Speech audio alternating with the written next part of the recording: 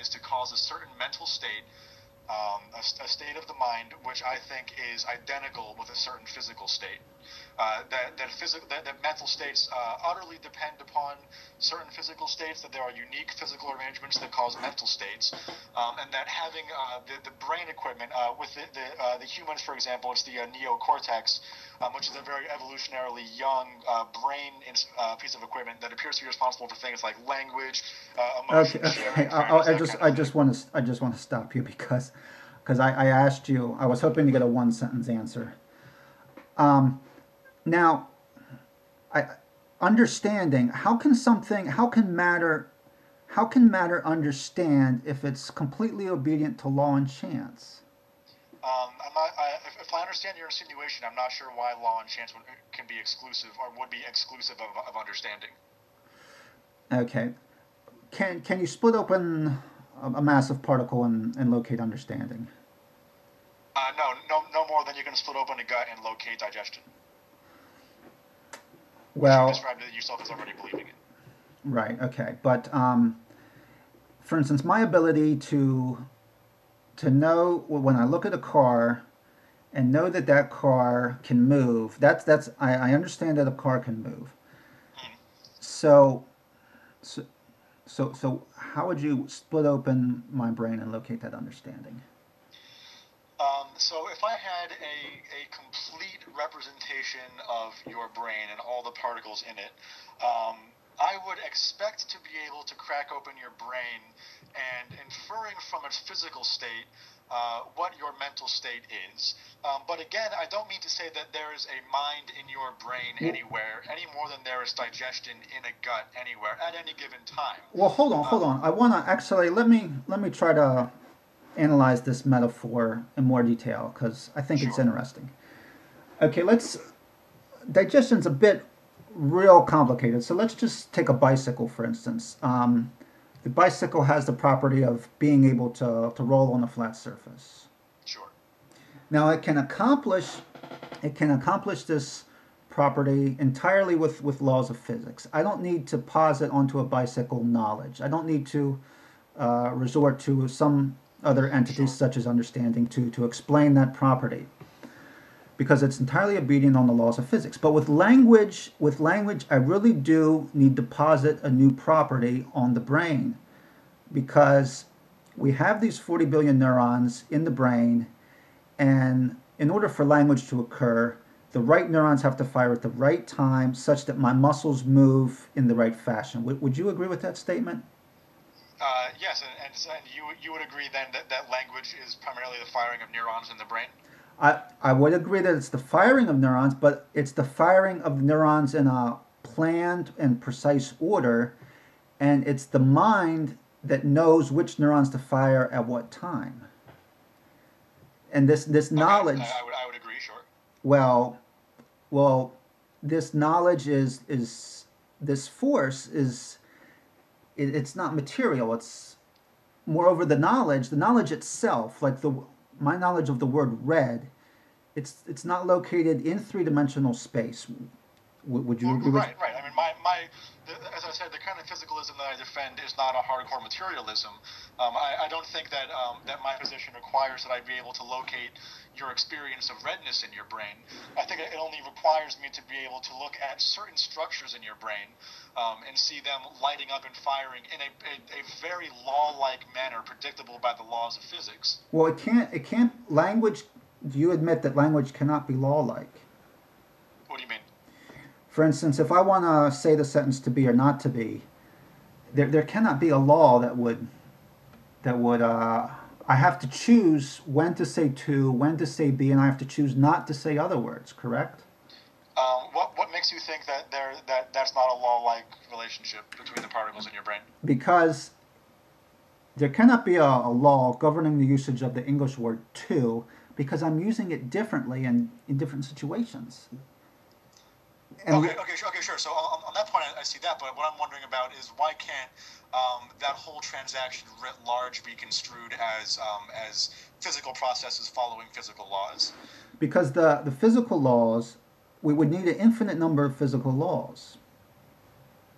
What do you mean?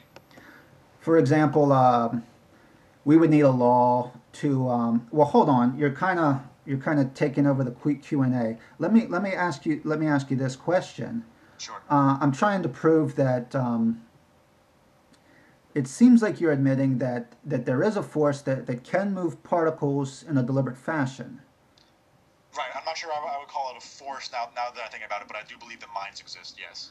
So if you believe that that this force exists and that minds can interact with particles inside the human body, Yes. why is it such an extreme leap to not believe that the mind can that there's a mind that can make the Earth into a hospitable planet? I don't think that's a big leap at all. I think that aliens terraforming the Earth is. I mean, there's nothing internally incoherent about it. I'm Well, not that sure all we're right still on then. topic though. Okay.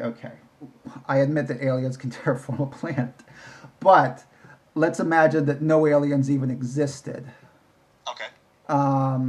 Could a mind force then make the Earth into a hospitable planet? Okay. So this question is getting kind of bogged down with caveats. So there's no aliens. Your question is can a disembodied mind that is not anywhere cause the Earth to become habitable? Yes. I can't imagine how that would happen. Well, I well can't even conceive that's of it. I'm not. That's kind of an argument from lack of imagination. I'm asking you if it's logical to believe that the Earth is the result of chance or law. You right now you believe the Earth is the result of law-like forces and chance, right? More or less. Okay. So law and chance, if they cannot plan, and if the Earth exhibits planning, and if intelligence can plan, why do you deny that um, the Earth is not the result of intelligence? Why do you attribute it to law and chance? Well, because first of all, I don't think that the Earth exhibits planning. I don't think that the Earth has ever had a daydream in its life. Well, hold on. I'm not saying that the Earth had a daydream. What I'm saying is we see that the greenhouse gases were fine-tuned, that the CO2 levels need to be in a very precise range, okay? I think that it begs the question in favor of your position to characterize them as having been fine tuned. Well, hold on. It's not begging the question because uh, we know that if the we know that the Earth's atmosphere is extremely delicate. For instance, there's 380 parts per million in the atmosphere. So to give an analogy, that would be like a 1 kilometer house with three uh, cubic centimeters, 3 cubic centimeters in that house. And if those 3 cubic centimeters would expand to 6, okay, that's 600 parts per million, then the house becomes extremely inhospitable to life. Right. So is this an argument from design, or is this an argument for the existence of a disembodied mind? Well, both. Okay. So here's okay. So then let's not get too bogged down here in this teleological question, which I think I've dealt with pretty roundly elsewhere. Let's actually stipulate it one step better for your position.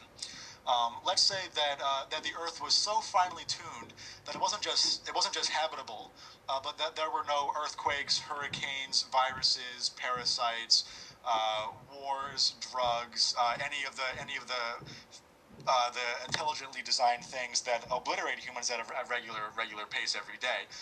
So let's say that this planet was perfectly well designed, and that the stars were signed with the words with the letters God, saying God made this planet.